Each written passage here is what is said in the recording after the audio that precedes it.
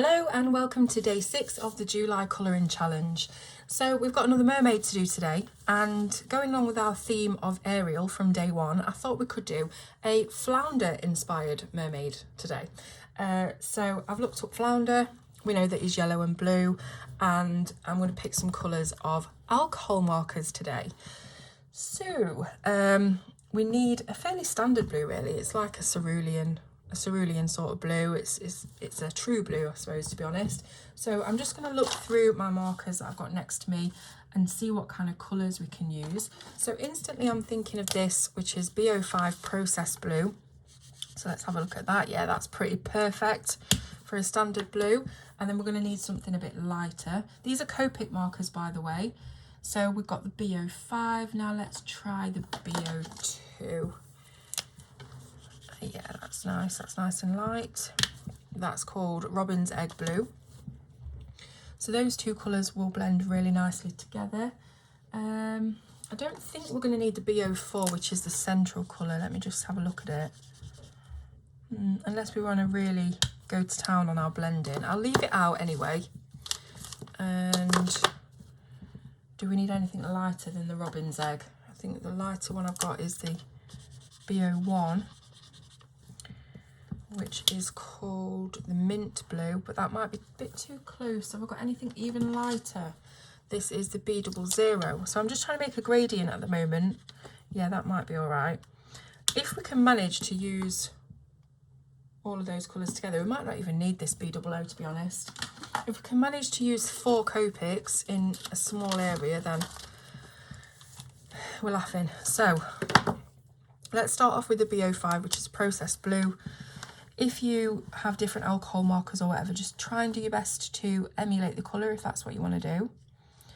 But again, I'm just going to start off with shadows where I think they should be.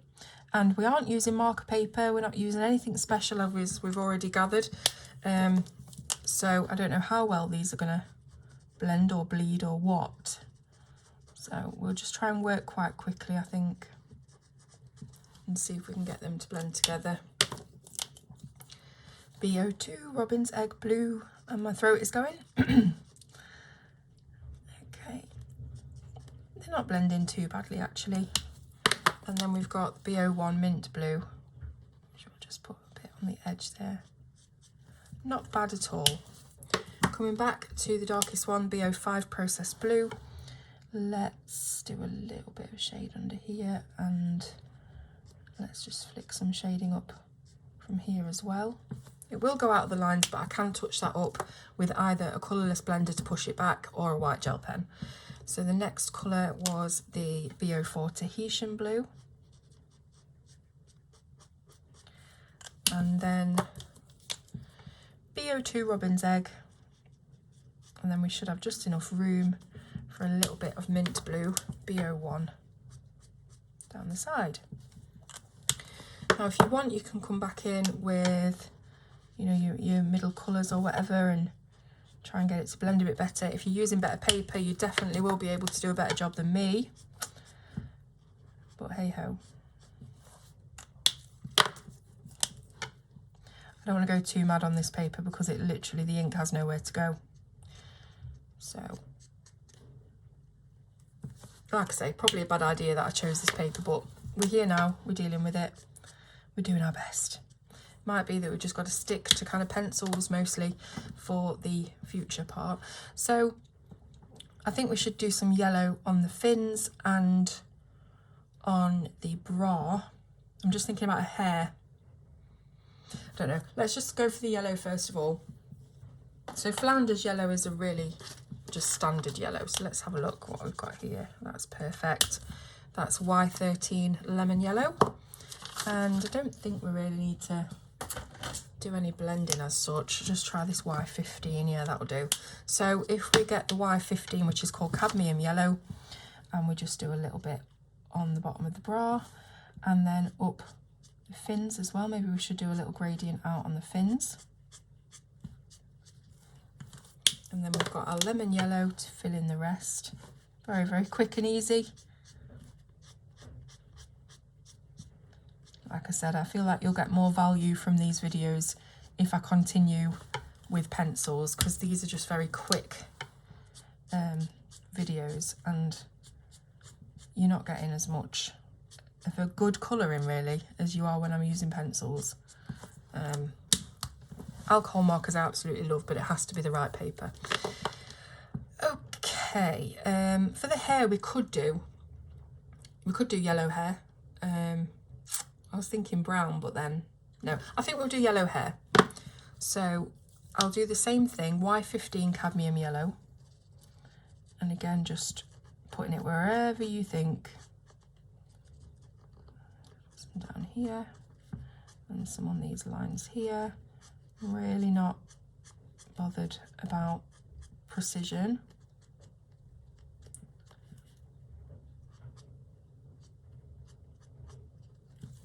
And fill the rest in with the lemon yellow. I mean, we could go over this with some pencil, do like a marker base and then pencil, but I just don't think the paper will hold up. Now that this is wet, I think putting pencil on top is going to really, it's going to put a lot of pressure on the paper, and it's probably going to end up buckling or even ripping, which would be the worst thing. So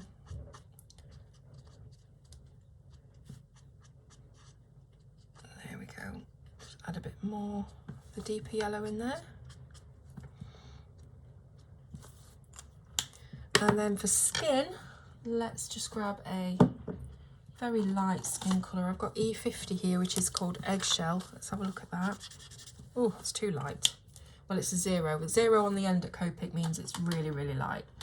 So I'll put that one back. Let's look at something a little bit further down the line. Let's try the E53. That's better. So let's just colour her entire face. That's probably a bit too dark actually, but oh well. Colour her entire face and body in this E53. Probably should have started off with the E50 and then this would have been the shadow colour, but you can tell these aren't planned videos, can't you? So after the E53 we've got an E55, which I'm guessing is just a touch darker. So I'll just do some very, very quick shading here.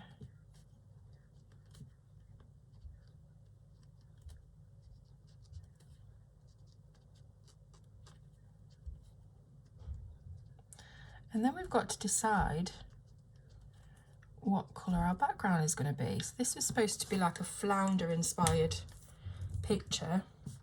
So what can we do that's sort of goes with that? Because on the picture it's dark blue. So we could do that, I suppose, and keep it quite harmonious. So I'm looking for a dark kind of grey, very desaturated blue. I'm looking at this B99, which is agate. And that looks pretty much spot on, doesn't it, to what is on the picture. So let's go for that and hope that it doesn't bleed up into our skin colouring that we've just done. Trying to be really precise with it and not keep the nib on the paper for too long. And then we could put a few of those white bubbles in that we saw on the background of Flounder. That'd be cool.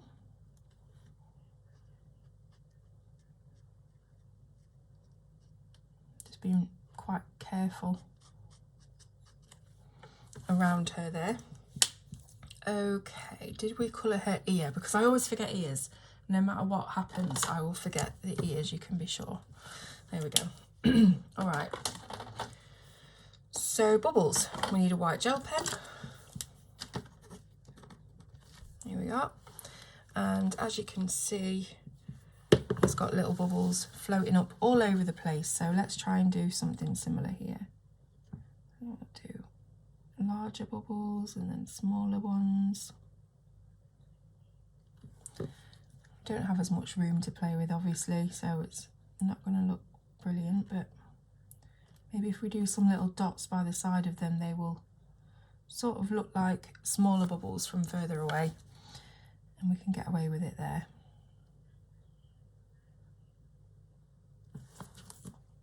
I don't know, what do you think?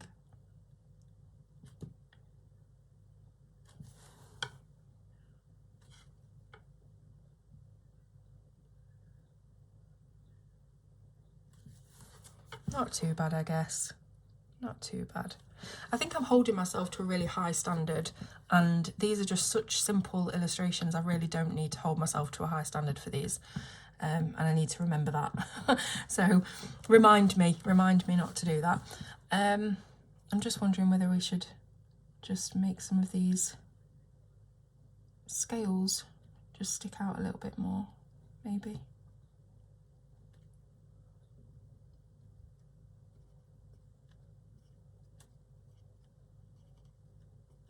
So next time I do one of these kind of colour challenges, I probably will use a better paper so that I can show you more supplies.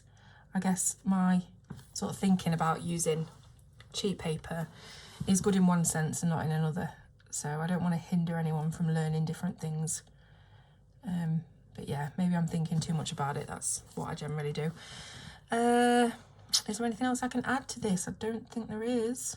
So that being said, I will see you tomorrow on day 7, which looks like a bottle of sun cream. So I'm sure we'll have fun with that. So thanks for watching, and I'll see you tomorrow.